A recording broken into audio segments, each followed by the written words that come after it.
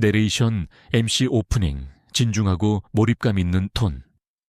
그 아이는 늘 고개를 숙이고 걸었습니다. 복도 끝에서 들려오는 비웃음, 점심시간 도시락에 퍼지는 김치 향기조차 그녀에게는 싸움의 시작이었죠.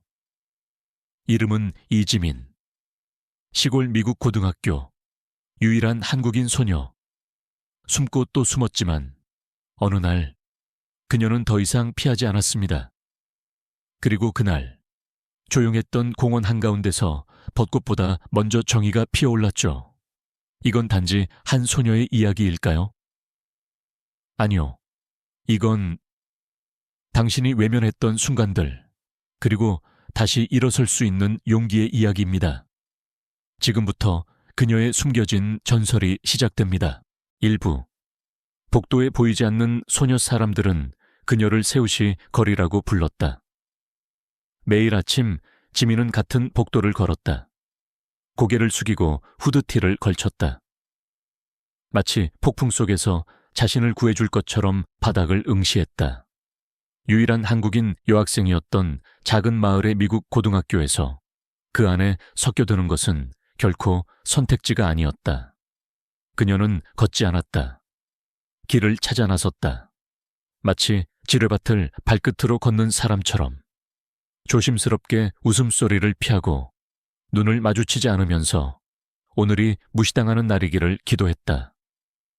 하지만 희망은 손이 닿지 않는 곳에서 춤을 추듯 잔인했다. 야, 스시걸, 오늘 점심은 뭐야? 죽은 생선이랑 마늘. 그 목소리는 복도를 면도날처럼 갈랐다. 저 멀리서 웃음소리가 터져 나왔다.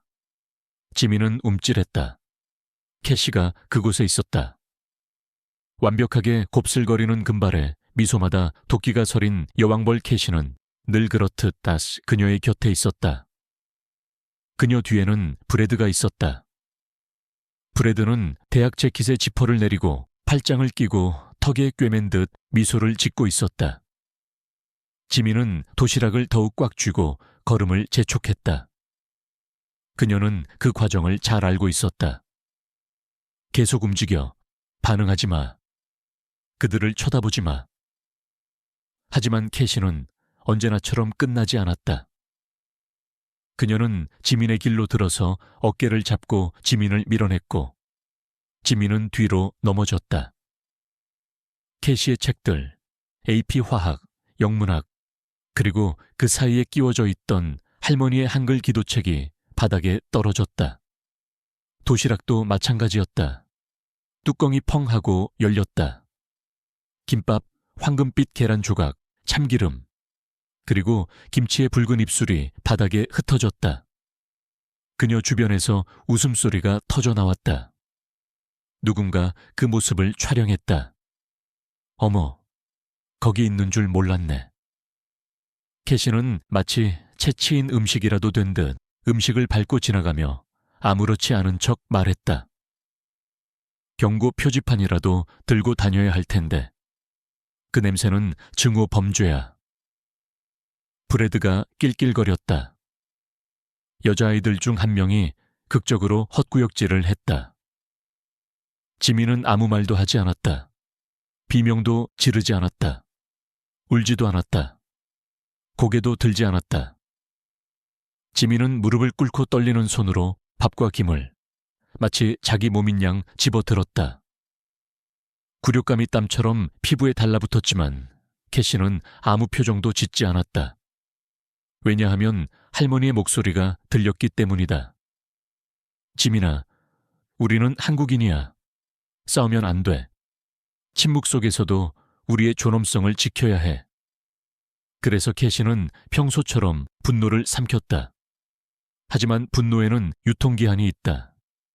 그리고 지민의 분노도 이제 곧 만료될 것이다. 보조 등장인물 및 서브플롯 속의 복도 저쪽 끝에서 한 신입생이 그녀를 지켜보고 있었다. 그녀의 이름은 엠마 레이에스였다. 라틴계 혼혈의 백인 혼혈인 그녀는 조용한 눈빛과 너무 많은 의견을 내뱉지 않았다. 투명 인간으로 살아가기 전에도 한때 괴롭힘을 당했었다. 오늘 그녀의 가슴 속 무언가가 움직였다. 그녀의 뒤에서 25년 동안 학교에서 일해 온 나이든 청소부 카터.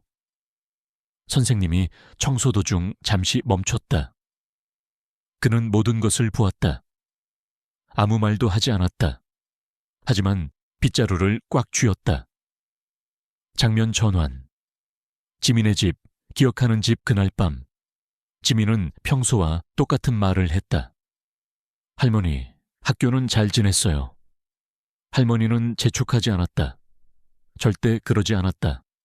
하지만 지민이 침실로 걸어가는 동안 염주가 부드럽게 울리는 소리가 들렸다. 은은한 쑥향이 났다. 과거의 속삭임. 그녀는 거실 유리 캐비닛 앞에 멈춰 섰다. 안은 접힌 태극기, 세월의 흔적으로 살짝 누렇게 변색되어 있었다. 긁히고 낡았지만 전쟁의 기억을 간직한 듯 반짝이는 은색군 훈장. 액자 사진. 젊은 한국군 병사가 키 큰 미군 병사 옆에서 미소 짓고 있었다. 그리고 바로 옆에는 태권도 도복을 입고 금메달을 든 채 입이 귀에 걸릴 정도로 활짝 웃는 10살 지민의 사진이 있었다. 그녀는 손을 뻗어 유리를 살짝 만졌다. 그녀는 몇 년 만에 그 도복을 입었다. 오랜만에 그렇게 웃었다. 그녀의 모습이 그녀를 응시했다. 후드티에 헤드폰을 쓴 채 절망에 빠진 모습이었다. 할아버지, 만약 누군가 할아버지의 품위를 바닥에 쏟는다면 어떻게 하셨나요? 아무 대답도 없었다. 그저 침묵뿐이었다. 그런데 다음 순간 지민은 방 안에 있었다. 문은 닫혀 있었고 양탄자는 걷혀 있었다. 그녀는 중앙에 서 있었다. 맨발로, 눈을 감고, 숨 고르게. 그러자 아무 말 없이 그녀는 움직였다. 처음에는 느리게, 자세, 방어, 앞차기. 그리고는 더 빠르게, 조합, 자세, 균형. 그녀의 발밑에서 나무가 삐걱거렸다. 그녀의 머리카락이 얼굴을 스쳐 지나갔다. 모두가 무시했던 소녀는 사라졌다. 남은 것은 전사였다. 아무도 그녀를 볼 수 없더라도 아직은. 일부의 핵심 주제, 소외 vs 정체성. 지민은 투명인간이 되었다. 원해서가 아니라 투명인간이 되는 것이 판단보다 더 안전하기 때문이다. 침묵의 저항. 그녀의 힘은 아직 폭발하지 않았다. 하지만 끓어오르고 있다. 쌓여간다. 너무 오래 참았던 비명처럼 그녀의 갈비뼈 뒤를 짓누른다. 유산. 한국전쟁 당시 할아버지의 과거는 단순한 가족사가 아니다. 그것은 나침반이다. 그녀는 아직도 그 나침반을 따라가고 있다는 것을 깨닫지 못했다. 제2장. 공원에서 타오른 불꽃 장면. 네. 점심시간 고요한 공원. 침묵 속에 폭발 햇살이 부드럽게 나무 사이를 스며드는 한적한 공원. 지민은 평소처럼 학교 급식을 피해서 이곳으로 왔다. 벤치 하나, 나무 그늘, 도시락 하나. 이게 지민의 점심시간이었다. 조용했다. 그러나 평화는 오래가지 않았다. 멀리서 익숙한 목소리가 들렸다. 야, 차이나보이, 도시락 좀 나눠줄래? 냄새는 별로지만 그냥 먹어줄게. 지민의 손이 멈췄다. 눈을 들지 않아도 알 수 있었다. 카시 캐시에 와 브래드 피라였다. 그리고 그 뒤를 따르는 하이에나 같은 무리. 하지만 이번엔 희생자가 아니었다. 벤치 옆에서 벌벌 떨고 있는 두 소년. 민수, 말라깽이에 안경을 낀 소년. 그리고 그 옆 형으로 보이는 동현. 말을 못하고 주먹을 꼭 쥐고 있는 아이. 지민의 심장이 미친 듯이 뛰기 시작했다. 한국어 억양, 전학생인가? 브래드는 민수의 도시락을 낚아채더니 바닥에 내던졌다. 김밥이 흙바닥에 흩어졌고 김치 국물이 터져나왔다. 우린 한국 사람이에요. 제발, 그만하세요. 민수가 떨리는 목소리로 말했다. 차이나, 재팬, 코리아, 어차피 다 똑같잖아. 브래드가 비웃었다. 지민의 내면 침묵과 결단의 경계 그 순간 지민의 안에서 두 개의 목소리가 충돌했다. 움직이지 마. 너까지 타깃되면 끝이야. 하지만 저 애들은 예전의 나야. 할머니가 말했잖아. 싸우지 말라고. 하지만 할아버지는 싸웠어. 목숨을 걸고 약자를 지켰어. 지민의 눈동자가 흔들렸다. 그녀의 손이 떨리며 주먹을 꽉 쥐었다. 그리고 천천히 그러나 단호하게 일어섰다. 장면호, 대결. 진짜 무술의 정신 그만해. 그 애들한테서 손 떼. 지민의 목소리는 크지 않았지만 공기를 베는 듯이 명확했다. 브래드는 고개를 돌려 그녀를 봤다. 비웃으며 다가왔다. 이지민이 말을 다 하네? 또 하나의 차이나걸 등장인가? 지민은 아무 말 없이 자세를 낮췄다. 다리는 어깨 너비로 벌어지고 무게중심은 낮아졌으며 호흡은 고요하게, 그러나 강하게 흐르고 있었다. 브래드가 손을 뻗었다. 어깨를 밀기 위해. 순간 지민의 몸이 물처럼 흘렀다. 옆으로 한 발 비켜서며 그의 팔을 쳐내고 균형이 무너진 브래드를 회전하며 옆구리로 정확하게 발차기. 퍽! 브래드는 바닥으로 쓰러졌다. 숨이 멎은 듯한 정적. 카시가 비명을 지르며 달려들었다. 지민은 반사적으로 몸을 돌려 그녀의 손목을 붙잡고 기술적인 제압 동작으로 바닥에 눕혔다. 반응 기록되는 순간 주변에서 학생들의 휴대폰 카메라가 올라갔다. 누군가는 숨죽였고 누군가는 박수를 쳤다. 민수와 동현은 넋을 잃고 그 장면을 바라봤다. 지민은 숨을 고르며 두 소년에게 다가갔다. 괜찮니? 민수가 울먹이며 고개를 끄덕였다. 네, 감사합니다. 저는 민수고 이쪽은 형 동현이에요. 전학 온 지 일주일밖에 안 됐어요. 지민은 작게 웃으며 고개를 끄덕였다. 잘 왔어. 그리고 이제부터는 혼자가 아니야. 이 장의 핵심 메시지. 약자를 지키는 용기는 목소리보다 먼저 몸이 반응할 때 가장 빛난다. 무술은 싸우기 위한 것이 아니라 침묵을 넘은 자가 쓸 수 있는 최후의 언어다.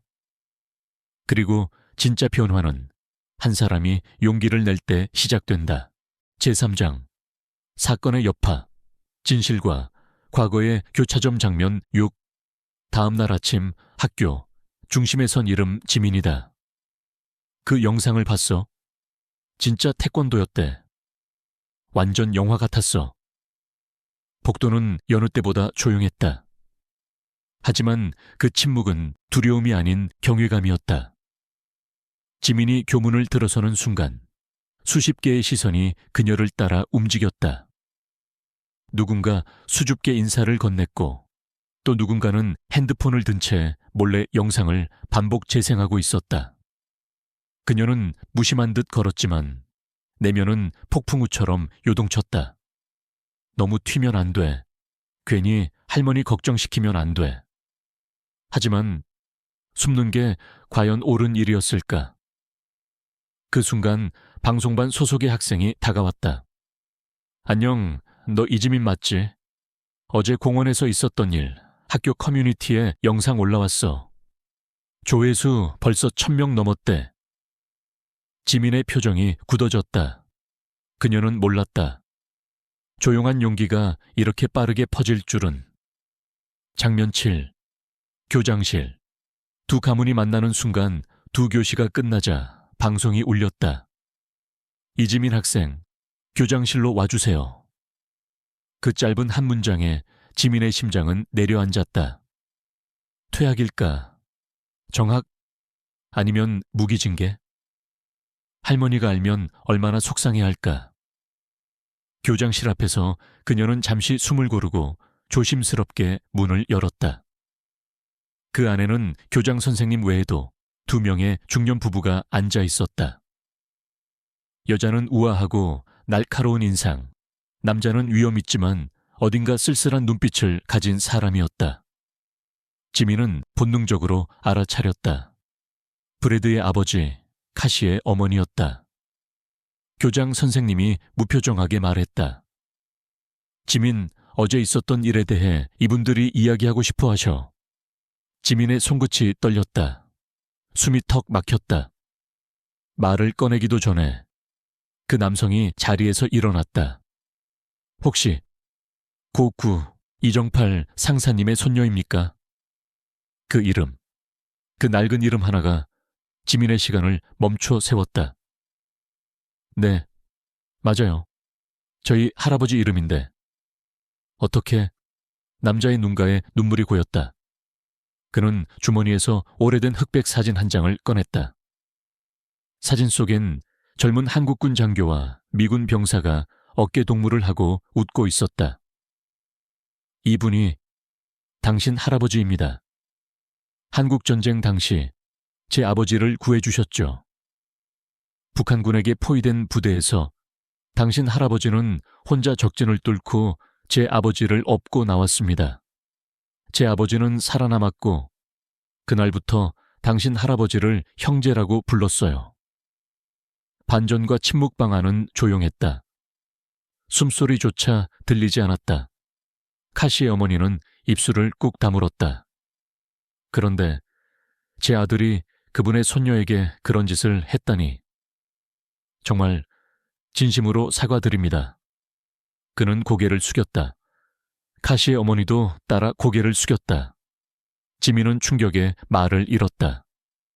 그녀는 할머니에게서 전쟁 이야기를 들었지만 이렇게 현실 속 연결고리가 있을 줄은 상상조차 못했다. 제발 고개 들지 마세요. 괜찮습니다. 정서적 전환, 개인에서 역사로 이 순간 지민은 처음으로 알았다. 자신이 단지 약자가 아니라 누군가의 유산이자 희생의 증거라는 것을, 그리고 그 이름을 지켜야 할 책임이 있다는 걸. 이 장의 핵심 메시지, 역사는 박물관에만 존재하지 않는다. 때론 한 사람의 어깨 위에 놓여 있다. 지민은 피해자가 아니라 세대를 잇는 달이었다. 진정한 용기는 단지 싸우는 데 있지 않다. 그것을 기억하고 이어가고 선택하는 데 있다. 제4장, 열린 문, 변화의 시작과 공동체의 탄생 장면 8. 교장실. 장학금 제안과 예상치 못한 선택. 교장실 분위기는 더 이상 차갑지 않았다.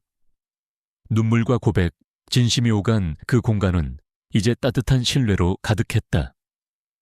브래드의 아버지, 윌리엄 존슨이 다시 입을 열었다. 우리는 지민에게 장학금을 주고 싶습니다.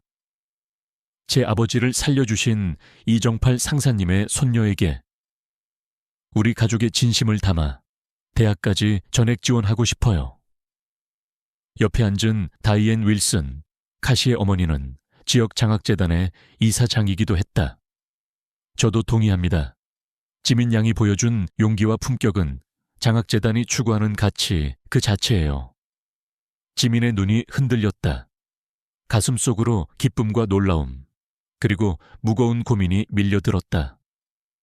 나 하나 잘 되면 되는 걸까? 그날 나 혼자 있었던 게 아니잖아. 그녀는 천천히 고개를 들었다. 정말 감사드립니다. 하지만 저보다 더 필요한 친구가 있어요. 장면 9.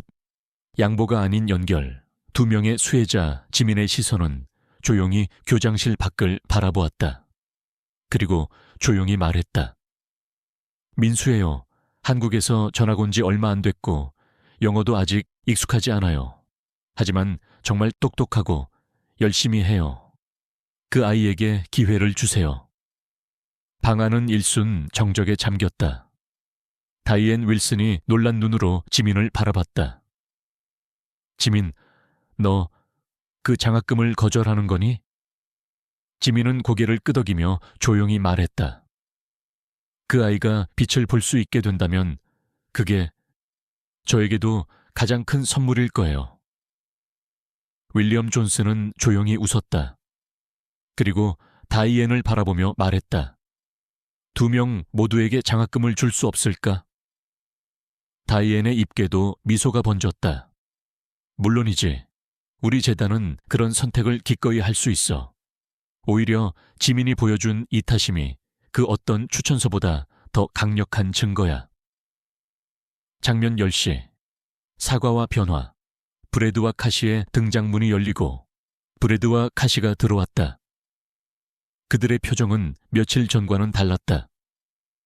고개를 숙이고 목소리를 낮춘 채 브래드가 입을 열었다. 지민, 정말 미안해. 내가 너무 멍청했어. 그리고 내 할아버지가 우리 가족을 구했다는 이야기 들었어. 진심으로 감사하고 앞으로 달라질 거야. 카시도 천천히 고개를 숙였다. 나도 정말 미안해. 널 그렇게 만든 게 부끄럽고 후회돼. 앞으로 변하고 싶어. 지민은 그들을 한참 바라보다가 작게 고개를 끄덕였다. 우리 모두 실수할 수 있어요. 중요한 건 그 다음이에요. 제5장. 자긍심의 품새, 태권도, 그리고 자아의 회복 장면 10일. 체육관. 새로운 길의 시작. 태권도반 창설학교 체육관 한켠에 한 장의 포스터가 붙었다. 태권도 클럽 오픈 지도. 이지민. 리스펙트. 디시플린. 스트렝스. 지민은 하얀 도복을 입고 서 있었다. 손에 땀이 맺혔지만 눈빛은 단단했다. 그 앞에는 낯익은 얼굴들이 줄지어 서 있었다. 민수와 동현, 엠마, 제이크, 사라, 그리고 브래드까지. 브래드는 여전히 어색한 얼굴로 서 있었지만 몸짓은 진지했고 눈빛에는 사과와 존중이 담겨 있었다. 지도자로서의 첫걸음 지민은 숨을 고르고 한 발 앞으로 나섰다. 그리고 천천히 입을 열었다. 태권도는 단순한 싸움이 아닙니다. 몸을 쓰는 것 같지만 사실은 마음을 다스리는 법을 배우는 거예요. 상대를 이기기 위해서가 아니라 내 안의 두려움과 싸우기 위해서 존재합니다. 학생들의 눈빛이 달라졌다. 그리고 오늘부터 여러분이 제 품새이자 저의 동료입니다. 장면 12시 첫 수업. 함께 만들어가는 변화 첫날 수업은 간단한 기본 동작부터 시작됐다. 지민이 동작을 보여주면 민수와 동현이 나서서 친구들에게 자세를 도와줬다. 브래드는 초반엔 버벅였지만 지민이 손을 잡고 자세를 잡아줄 때 고개를 끄덕이며 따라했다. 수업 말미, 지민은 조용히 말했다. 오늘 마지막으로 배우는 건 격려입니다. 아이들이 일제히 가슴 앞에 주먹을 쥐고 인사했다. 예의, 인내, 겸손. 우리 모두 이 세 가지를 잊지 않길 바랍니다. 그 순간 박수가 터졌다. 누구도 조롱하지 않았고 누구도 고개를 돌리지 않았다. 지민은 드디어 중심에 서 있었다. 장면 10세. 방송국 인터뷰. 세상이 듣는 지민의 목소리. 며칠 후 학교로 지역 방송국이 찾아왔다. 태권도로 정의를 지킨 한국 소녀. 그렇게 보도된 영상은 이미 SNS에서 회자되고 있었다. 인터뷰가 시작됐다. 기자. 이지민 학생, 공원 사건 당시 어떤 마음이었나요? 지민은 조용히 웃었다. 솔직히 무서웠어요. 하지만 그보다 더 두려웠던 건 지켜야 할 것을 외면하는 제 자신이었어요. 기자. 태권도가 당신에게 어떤 의미인가요? 지민. 태권도는 저에게 자기 자신을 사랑하는 법, 그리고 약자를 지켜야 하는 이유를 알려줬어요. 단지 싸움의 기술이 아니라 존재의 품새예요. 카메라는 지민의 눈을 담았다. 그 안에는 두려움을 넘어선 용기가 있었다. 제6장. 벚꽃 아래의 약속. 진짜 집을 찾다. 장면 14. 봄 학교의 다문화 축제. 자랑이 된 정체성 학교 운동장은 알록달록한 천막과 국기로 가득했다. 각국의 전통 의상과 음식, 공연이 줄지어 준비되고 있었다. 그 한가운데 한글로 써진 현수막이 펄럭였다. 한국 전통문화 앤 태권도 체험 부스, 이지민 외 다수 운영지민은 한복 저고리에 도복 하의를 매치한 특별한 복장을 하고 있었다. 그녀의 옆에는 민수와 동현, 엠마와 제이크, 그리고 브래드까지 다양한 국적의 친구들이 함께 서 있었다. 이지민, 오늘 무대 준비됐지? 행사 미씨가 다가와 마이크를 건넸다. 너희 팀이 제일 기대돼. 장면 15. 무대 위 태권도 공연. 모든 시선이 머무는 순간 음악이 울리고 무대 중앙에 지민이 섰다. 그 뒤로 20명의 학생들이 각기 도복을 입고 서 있었다. 지민의 구령이 울렸다. 차렷, 경례. 동시에 품새가 시작됐다. 정확하고 절도 있는 동작, 균형 잡힌 회전, 그리고 격파. 관객석에서 박수와 환호성이 터졌다. 브래드가 혼자 날아차기를 성공시키자 제이크와 사라가 서로 하이파이브를 했고 민수와 동현은 웃으며 목례했다. 마지막은 지민의 고난도 공중 돌려차기 격파.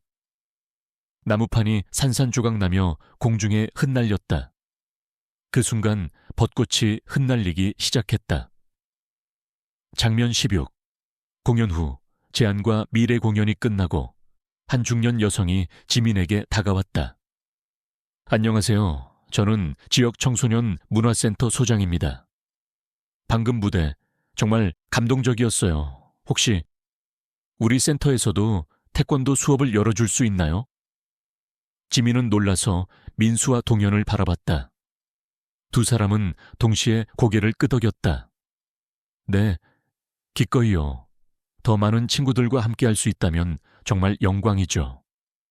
장면 17. 귀가길. 할머니와의 대화.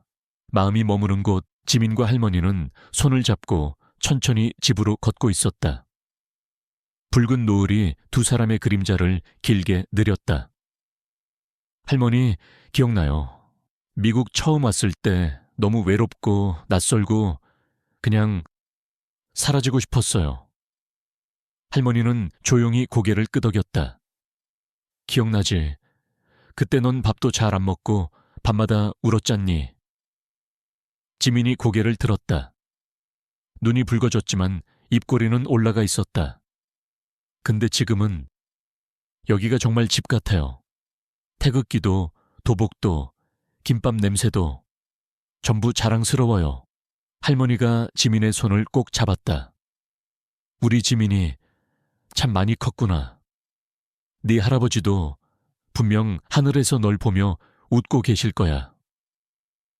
장면 18. 마지막 장면 복도 위 다시 걷는 길 며칠 후. 지민은 학교 복도를 걷고 있었다. 이제 고개를 숙이지 않았다. 누군가 인사를 건넸고 누군가는 김밥을 맛보게 해달라고 했다. 도시락을 꺼냈을 때 그 냄새는 이질감의 상징이 아니라 매혹적인 호기심의 대상이었다. 금발머리에 엠마가 다가와 말했다. 지민, 다음 주 다문화 발표회에서 한국 소개해 줄래? 너 아니면 안 될 것 같아. 지민은 환하게 웃었다. 기꺼이 할게. 창밖 벚꽃이 또 흩날렸다. 지민은 하늘을 바라보며 속삭였다. 할아버지, 저도 이제 누군가를 지킬 수 있어요. 당신처럼요.